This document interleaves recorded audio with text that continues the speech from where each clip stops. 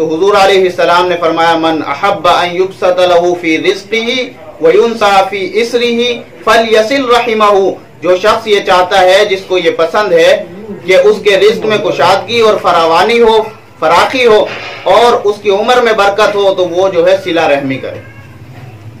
और सिला रहमी करने वाला कभी रुसवा नहीं होता, अल्लाह उसे कभी रुसवा नहीं करते, इसलिए कि ये सिला रहमी जो है ये मेरे नबी की सिफत है, मेरे नबी की सिफत है।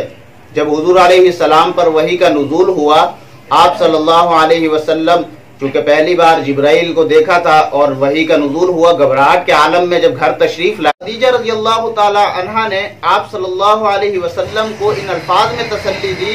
आप सल्लल्लाहु अलैहि वसल्लम की 5 सिफात फरमाया कि सबसे पहली सिफत जो हजरत खदीजा ने फरमाई ना, मा कल्ला वल्लाहि ला युख़ज़ीकल्लाहु अबदा इन्नका लतसिलुर रहीम, हरगिज नहीं, अल्लाह आपको कभी भी रुसवा नहीं करेगा। क्यों? इन्नका लतसिलुर रहीम, आप जो है सिला रहमी करने वाले।